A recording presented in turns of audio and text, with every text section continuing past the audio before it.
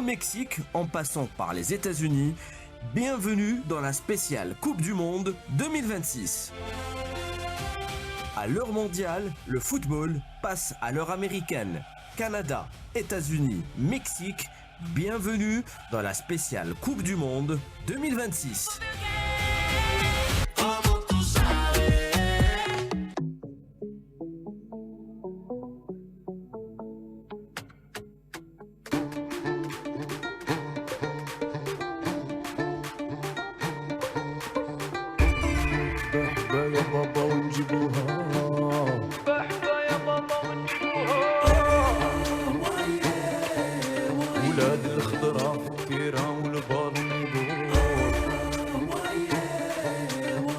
جريان دمي حارو ما نوليش اللور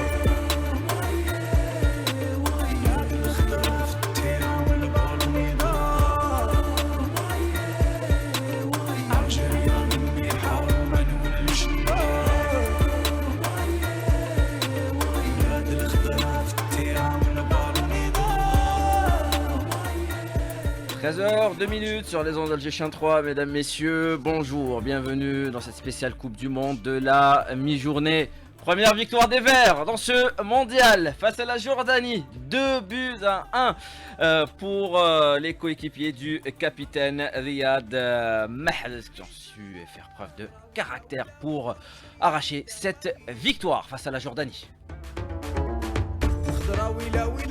Un match des Verts, ça sera dans la nuit de samedi à dimanche face à l'Autriche, des retrouvailles 44 ans après, et l'enjeu de ce match, une qualification pour le prochain tour. Et pour accompagner l'Argentine de Lionel Messi qui devient le meilleur buteur de l'histoire du mondial avec son doublé hier, 18 buts en Coupe du Monde pour la poule G qui qualifie l'Argentine, championne du monde en titre, au prochain tour. La France et la Norvège également qualifiées pour les 16e de finale en battant l'Irak et le Sénégal, champion d'Afrique. Et également on parlera du groupe K avec le Portugal qui affrontera l'Ouzbékistan et le représentant africain, la République démocratique du Congo face à la Colombie. Il y aura également ce choc entre l'Angleterre et le Ghana. Et à 13h03 d'Alger, on relie directement San Francisco pour retrouver notre envoyé spécial. Il était au stade cette nuit pour ce match Algérie-Jordanie. Ali Hamouche, Ali, bonjour. Bonjour Rostam. Alors Ali Hamouche, il y a eu une très belle ambiance hier après cette victoire de l'Algérie face à la Jordanie. L'Algérie qui après avoir dominé la première mi-temps contre le cours du jeu, la Jordanie ouvre le score, mais les coéquipiers du capitaine Riyad Mahrez ont réussi à revenir au score et à s'imposer face à cette équipe jordanienne. Il y a eu ce qu'on appelle un ascenseur plutôt émotionnel donc hier lors de cette rencontre face à la Jordanie, puisque à la mi-temps donc la sélection jordanienne qui menait 1-0, donc les supporters algériens qui étaient très déçus. Mais en deuxième mi-temps, il y a eu cette joie, première joie, donc après l'égalisation, donc signé par Laurent Bouali, et puis ce but inscrit dans les dernières minutes de jeu pour Amin Gouiri, et c'était l'explosion de joie donc au San Francisco Bay Stadium, et une victoire qui fait beaucoup de bien donc aux supporters et également à la sélection nationale, donc qui garde toutes ses chances pour la qualification au deuxième tour. Sur ce match, sur cette victoire, on va écouter tout d'abord le héros du jour, à savoir l'auteur du deuxième but, l'attaquant de l'Olympique Marseille, Amin Gouiri. Je ne sais pas si on a montré notre vrai visage, mais en tout cas, je pense qu'on a fait un meilleur match que l'Argentine. Contre l'Argentine, pardon. On a bien joué dans l'ensemble. Après, c'est vrai qu'on prend ce but, à part avec la mi-temps qui nous met un coup. Mais on a le mental pour revenir. Et je pense qu'on est en train de monter en puissance. Et cette victoire avec du caractère va nous faire énormément de bien. C'était donc Amin Gouiri qui revenait sur cette victoire face à la Jordanie. Amin Gouiri qui n'a rien lâché, qui s'est battu, qui a continué malgré les occasions ratées en première mi-temps et en début de la deuxième mi-temps. Donc Amin Gouiri qui n'a rien lâché, qui a continué à se battre jusqu'à inscrire ce but de la victoire pour la sélection nationale. It was difficult, but I think we had the upper hand in this game, and yeah, of course it was. C'était difficile, mais je pense qu'on a dominé ce match, surtout à la mi-temps, malgré ce retard au score. On a été patient et en faisant un petit effort supplémentaire, on a marqué, c'est ce qu'on a fait, on a gagné et il faut continuer sur cette lancée. Je suis content d'avoir été élu homme du match, mais le plus important, c'est cette victoire pour laquelle toute l'équipe s'est battue. Maintenant, on se concentre sur le prochain match, on a 3 points et on a la confiance nécessaire pour aller gagner la prochaine rencontre. We have 3 points now. I think we have more confidence to go into the next game, and we will fight even more than today. C'était donc Brahim Maza qui a joué également un grand rôle dans cette victoire face à la Jordanie. Brahim Maza donc élu man of the match par les observateurs, par les spécialistes lors de cette rencontre face à la Jordanie. Et donc également un autre joueur qui a donné satisfaction, qui avait inscrit un but face à l'Argentine, malheureusement qui avait été refusé. Il s'agit de Fels Chaibi. C'est la Coupe du Monde, il n'y a pas de match facile. Comme vous le voyez, sur les premières journées, il y a beaucoup de grosses équipes qui sont cassées les dents aussi, qui n'ont pas réussi à gagner. La Jordanie, ils ont fait une belle première mi-temps où ils ont mis de l'intensité. Après, à la mi-temps, on est rentré à 1-0 pour eux. On s'est parlé entre nous, on s'est dit on a plus de qualité. Et en deuxième mi-temps, on a poussé pour marquer le plus vite possible. Et alhamdoulilah, on a mis ses buts et on repart avec les 3 points. C'est important, première victoire pour ouvrir le tournoi. Je ne sais pas comment dire, c'était une victoire super importante pour nous. On a fait le job et on va essayer de le match de l'Autriche. Et Inch'Allah, on va jouer notre qualification contre eux et on va tout donner. Et comme l'a dit Fels Chaibi, on ne voyait pas l'Algérie ne pas gagner ce match face à la Jordanie avec tout notre respect pour la sélection jordanienne, mais qui n'a pas beaucoup inquiété donc l'Algérie lors de cette rencontre, mis à part sur ce but donc qui avait surpris tout le monde et qui est venu contre le cours du jeu. Et donc l'Algérie donc qui occupe la deuxième place au classement en compagnie de l'Autriche. L'Autriche battue par l'Argentine qui est officiellement qualifiée pour le deuxième tour, alors que la Jordanie est éliminée et hors course dans ce mondial. Et Ali Hamouche, après cette belle victoire de l'Algérie face à la Jordanie, même si elle était arrachée au forceps, cette victoire algérienne, les supporters algériens à San Francisco étaient aux anges. Absolument, donc Rostam, hier c'était l'explosion de joie en fin de match au San Francisco Bay Stadium et également aux alentours, donc autour du stade et également en ville, dans différents quartiers de San Francisco. Donc les Algériens qui ont bien fêté cette victoire, donc en attendant le dernier match face à l'Autriche. On va écouter quelques-uns des Algériens que nous avons rencontrés en toute fin de match.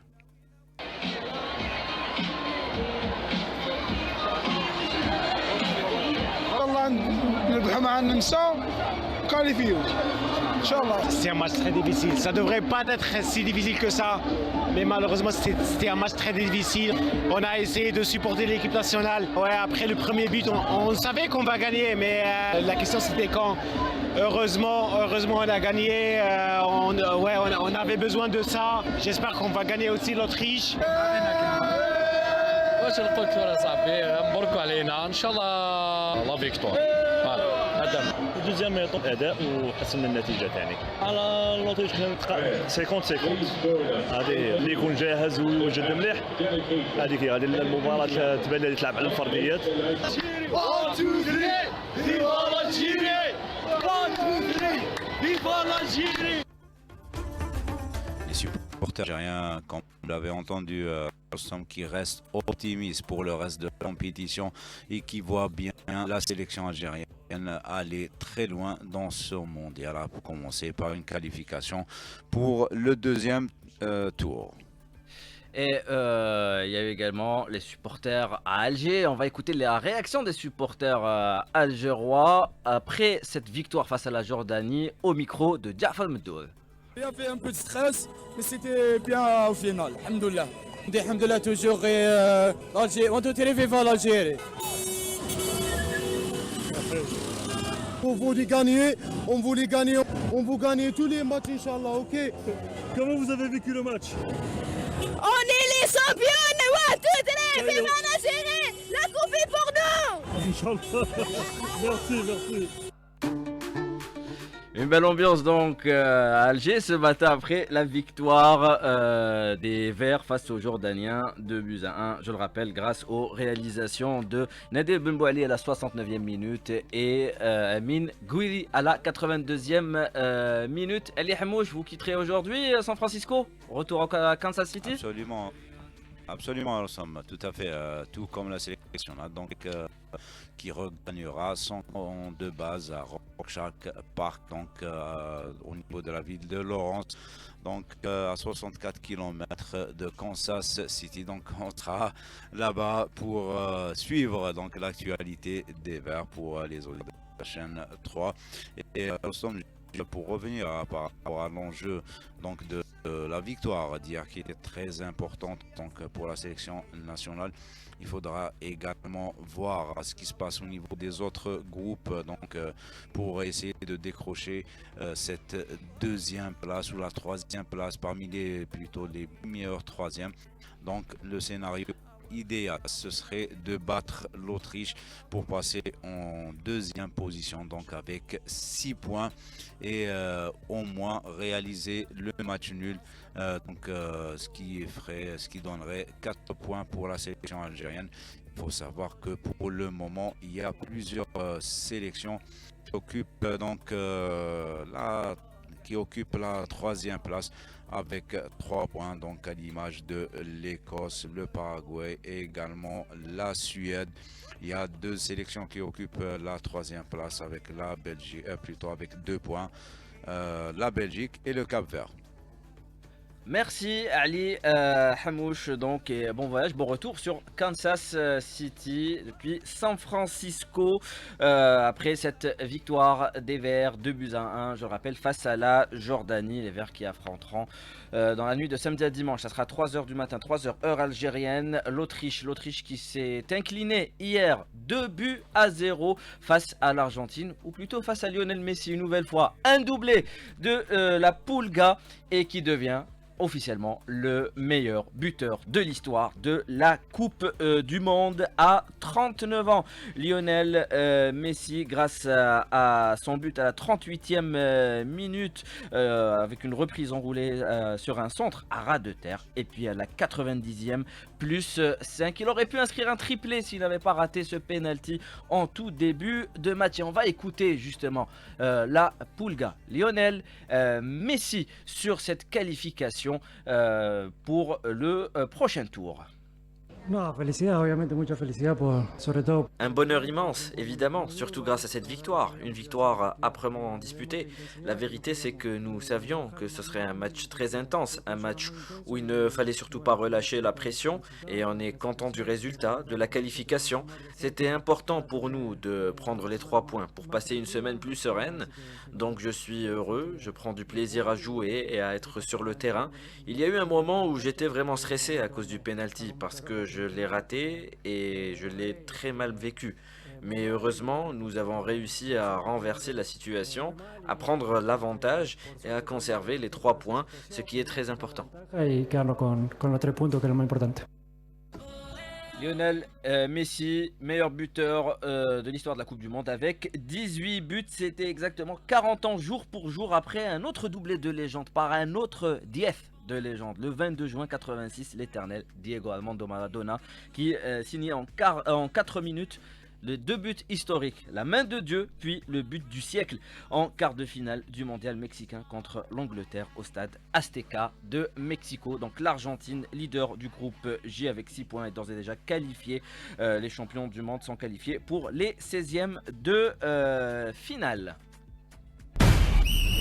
Ce programme vous est présenté par Mobilis. Mobilis, sponsor officiel et partenaire exclusif de l'équipe nationale et de la Fédération algérienne de football. Mobilis, together we make the future.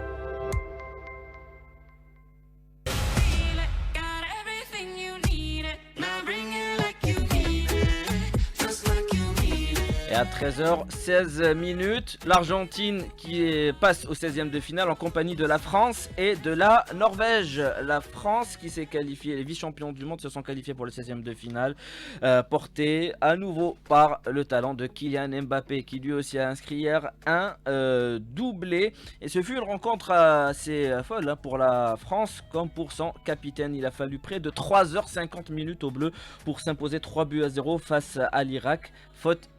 La faute à la météo en Pennsylvanie, état du nord-est américain qui est venu jouer avec les nerfs des 2 équipes. Les orages ayant obligé les organisateurs à interrompre le match en application automatique d'une réglementation drastique. Et donc Mbappé, qui après son doublé face au Sénégal lors de la première journée, a récidivé d'abord d'une magnifique frappe enroulée à la 14e minute, puis en poussant tranquillement le ballon dans les filets, parfaitement servi par Ousmane Dembélé, le ballon d'or après une énorme erreur de la défense irakienne. C'était à la 54e minute. Et puis le ballon d'or lui-même, Ousmane Dembélé, qui a inscrit le 3e but pour la France. On va écouter justement sur cette victoire et cette qualification des vice-champions du monde l'entraîneur Didier Deschamps. En deuxième mi-temps, on a eu une totale reprise. En tenant compte que c'était pas évident aussi avec ce qui s'est passé, là, de se mettre à l'abri. C'est une très bonne chose, on est qualifié, même si je suis convaincu que le 3e sera décisif pour le classement dans ce groupe-là. Ous, il n'y a pas de souci, il a confiance en lui. Après, bon, il peut animer un peu les débats. Si c'est pas lui, ça sera un autre de toute façon. Mais voilà, j'ai confiance en lui. Il a des repères à retrouver aussi qui sont différents que celui qu'il avait son club. Mais déjà sur le plan athlétique, il est de mieux en mieux. Donc à partir de là, après techniquement, il n'y a pas trop de soucis avec le ballon. Et avec 2 succès, les hommes de Didier Deschamps aborderont également leur finale pour la première place du groupe vendredi à Foxborough, où ils joueront la très stratégique première place du groupe face aux Norvégiens. Les Norvégiens qui ont également réalisé un sans faute aux États-Unis en battant le Sénégal, le champion d'Afrique, 3-2 grâce à un 2e doublé d'Erling Haaland, bien décidé à s'inviter dans la bataille pour le titre de meilleur buteur de cette édition. Un nul vendredi donnerait la première place aux Français qui ont une meilleure différence de but. Je rappelle les qualifiés pour les 16e de finale pour le moment: Mexique, États-Unis, Allemagne, Argentine, champion du monde, France et Norvège. Là, c'est les sélections éliminées: Tunisie, Turquie, Haïti et Jordanie. On passe au groupe K pour le programme d'aujourd'hui. Avec vous, Nassima Dioud, bonjour. Bonjour Rostom. Le Portugal de Cristiano Ronaldo doit impérativement se ressaisir face à l'Ouzbékistan après son nul face à la République démocratique du Congo. Dans le même temps, le représentant africain devra sortir le grand jeu face à la Colombie pour confirmer son résultat lors de la première journée et pourquoi pas prendre une option pour le prochain tour. Et on va commencer par Portugal-Ouzbékistan. C'est un match qui aura lieu à partir de 18h. Match très important pour les 2 sélections. Après la première journée, le Portugal accroché, tenu en échec par la République démocratique du Congo, 1 but partout. L'Ouzbékistan s'est incliné face à la Colombie, 3-1. Une première participation pour l'Ouzbékistan. Le Portugal n'a donc qu'un seul point, tandis que l'Ouzbékistan est déjà sous pression avec 0 point. Une victoire portugaise la rapprocherait fortement des 16e de finale, alors qu'un succès ouzbek relancerait complètement le groupe. L'expérience et la qualité technique des Portugais, à leur tête Cristiano Ronaldo, 5 fois ballon d'or, face à l'organisation collective de l'Ouzbékistan. Opposition entre le duel au milieu entre les créateurs portugais et le travail défensif des Ouzbeks. Le Portugal s'est créé, je le rappelle, beaucoup d'occasions contre la République démocratique du Congo sans parvenir à faire le break. Manque d'efficacité. L'entraîneur du Portugal, l'Espagnol Roberto Martinez, prend très au sérieux cette équipe ouzbek. Do Mundial, muito aspecto emotivo. O Uzbequistão, equipa. L'Ouzbékistan possède une structure défensive très solide, très bien organisée, avec un sélectionneur très expérimenté au niveau de la Coupe du Monde. Mais ça sera un match totalement différent du premier match. Je pense qu'il est important pour nous de comprendre ce que nous devons faire avec le ballon, comment nous pouvons créer nos avantages tactiques pour trouver les bons espaces et créer des situations de 1 contre 1. Nous parlons d'une équipe qui obtient ses meilleurs résultats avec la sélection en termes de buts marqués au cours des 40 derniers matchs. Et du côté de l'Ouzbékistan, le capitaine de cette équipe donc asiatique, Eldor Shomurodov, eh bien pour lui, c'est déjà un exploit, c'est déjà un acquis d'être au mondial. Bien sûr, nous n'avons plus la pression ou le stress que l'on ressent avant un premier match. Cela nous met dans une situation plus confortable. Nos adversaires auront probablement davantage de pression, tandis que nous avons déjà construit un bon collectif. Après le premier match, nous avons gagné en confiance. Nous avons déjà disputé notre rencontre de début dans ce tournoi. Nous savons à quoi nous attendre et il n'y a plus cette tension particulière liée au début. Tout se passe bien de notre côté. C'est pourquoi notre objectif est simple, de jouer notre football et d'obtenir un résultat positif. Alors le sélectionneur de l'Ouzbékistan, c'est l'Italien Fabio Cannavaro, champion du monde avec l'Italie et Ballon d'Or en 2006, qui est le sélectionneur de l'Ouzbékistan d'ailleurs. La Colombie, République démocratique du Congo, ça sera cette nuit à 3h du matin. La Colombie aborde cette rencontre en position favorable après son succès 3-1 face à l'Ouzbékistan lors de la première journée, alors que la République démocratique du Congo a créé l'énorme surprise en tenant en échec le Portugal un but partout. Pour la Colombie, une victoire la rapprocherait fortement des 16e de finale. Du côté de la RDC, le retour en Coupe du Monde après 52 années, un succès placerait les Léopards en excellente position avant la dernière journée contre l'Ouzbékistan. La République démocratique du Congo veut confirmer avec des joueurs de talent, Wissa, Mbemba, Bissaka, et donc des joueurs, Wissa, donc auteur du but égalisateur contre le Portugal, et justement Lionel Mpassi, le gardien de but congolais qui évolue au Havre. La République démocratique du Congo est prête pour relever le défi. Après le match du Portugal, et sentiment personnel très bien, on est reposé après le match du Portugal et on est prêt à affronter la Colombie. Et sentiment collectif, ouais, j'ai l'impression que le match du Portugal a fait du bien à tout le monde, nous a donné beaucoup de confiance. Et forcément, ça aide à récupérer et tout le monde est d'attaque pour affronter la Colombie. On sait que c'est une équipe très très agressive, la Colombie. Je pense que leur plus grande force, forcément, c'est offensivement. Ils ont des joueurs de classe mondiale. Luis Diaz, leur capitaine, James Rodriguez. Je pense qu'offensivement et dans les duels, il faudra être prêt à l'impact qu'ils vont nous proposer. Mais j'ai totalement confiance en l'équipe. Sentiment personnel, très bien. C'était donc Lionel Mpassi, le gardien de but de la République démocratique du Congo. Et du côté de l'adversaire, eh bien, la Colombie, on écoute son entraîneur, le Nestor Lorenzo, l'Argentin. Il faudra rester vigilant face à la République démocratique du Congo. Nous devons rester concentrés malgré la victoire 3-1 obtenue face à l'Ouzbékistan lors de la première journée. La République démocratique du Congo possède des joueurs puissants physiquement et rapides en transition. Nous devrons faire preuve de patience et d'efficacité. Notre équipe vise une qualification anticipée pour les 16e de finale en cas de succès.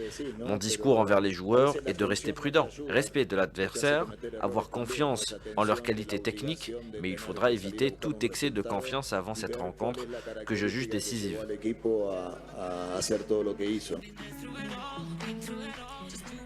République démocratique du Congo, Colombie, cette nuit à 3h du matin. Beaucoup d'espoir repose sur cette belle équipe de la RDC.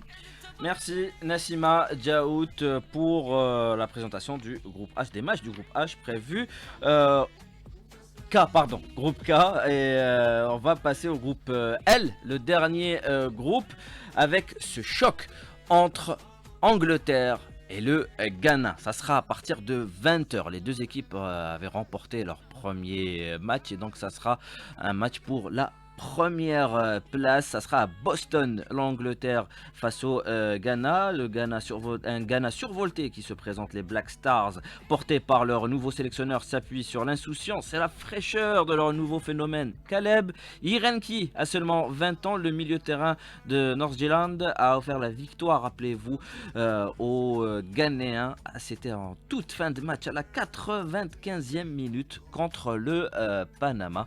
Et justement, on va écouter sur l'importance de ce match l'entraîneur du Ghana, Carlos Queiroz. We have a great match in front of us. Un grand match nous attend, mais ce n'est qu'un grand match de plus. C'est ce que nous recherchons toute notre vie. Être dans les bonnes conditions, au bon moment, pour jouer contre la meilleure équipe du monde. Nous avons également affronté les meilleurs joueurs du monde, et nous avons de notre côté les meilleurs joueurs du monde pour le Ghana. Nous sommes enthousiastes et nous avons hâte de jouer contre l'Angleterre. Nous ne sommes qu'à la première partie de notre tournoi, avec un niveau déjà élevé, et le but est de ne pas perdre beaucoup de points pour pouvoir passer au deuxième tour. L'Angleterre a ses atouts, ses caractéristiques, nous avons les nôtres. Le plus important, c'est que nous ne perdons pas notre identité. No vamos perder nuestra identidad. En face, pour les Three Lions d'Angleterre de Thomas Tuchel, impressionnant vainqueur de la Croatie 4-2 grâce notamment à un doublé de Harry Kane. Il s'agit de confirmer le statut de favori qu'il se refusait pourtant d'assumer. On va écouter justement le capitaine anglais Declan Rice. Je pense que le message du coach est clair envers nous, les joueurs. Nous savons qu'il faut se baser sur notre performance de la seconde mi-temps du match contre la Croatie. Nous allons affronter entre autres Antoine Semenyo. Nous avons visionné 2 de leurs derniers matchs. Évidemment, il y a eu un changement également d'entraîneur de leur côté. Donc la situation est un peu différente pour eux. Mais nous nous sommes préparés comme pour n'importe quelle autre équipe. Ils représentent une réelle menace. Ils ont d'excellents joueurs. Et si nous ne sommes pas à 100%, nous pouvons le payer cher. Nous savons donc ce qui est en jeu pour ce match et vous pouvez être sûr que l'équipe d'Angleterre sera en pleine forme et prête à en découdre.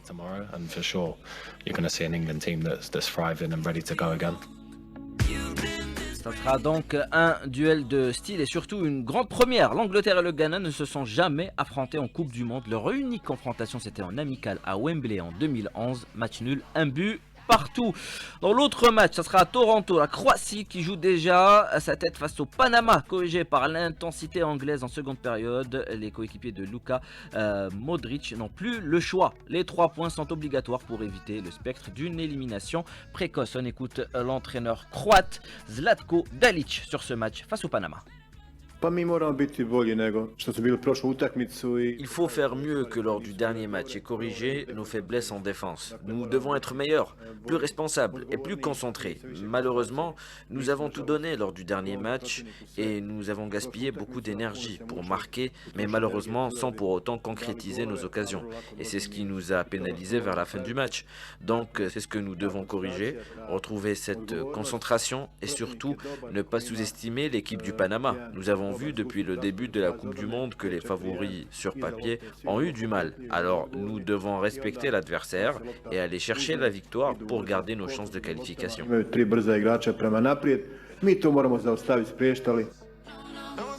va écouter à présent l'entraîneur du Panama, Thomas Christiansen, Farin, sur l'importance de ce match face à la Croatie. El partido de mañana, por supuesto. Pour ce match, bien sûr, nous restons fidèles à notre style de jeu, mais nous devons aussi être conscients de notre adversaire, une équipe européenne de haut niveau et qui aura à cœur de gagner après sa défaite contre l'Angleterre. Ils veulent prouver que ce n'était qu'un faux pas et qu'ils visent la victoire. Pour cela, nous devons être au top de notre forme. En réalité, même si nous n'avons pas la possession du ballon, nous devons au moins savoir quoi faire à chaque instant, en gardant un bloc compact et quand nous avons le ballon, nous devons aussi savoir comment mettre la pression sur l'équipe adverse. Je rappelle donc le programme du groupe L. Ce soir, 21h, Angleterre, Ghana. Et à minuit, ça sera Panama, Croatie. Le programme également du jour, à 18h, Portugal face à l'Ouzbékistan. Ainsi prend fin donc cette spéciale Coupe du Monde de la mi-journée. Merci de nous avoir suivis. Très bonne écoute. Suite du programme d'Alger Chien 3 à 13h30.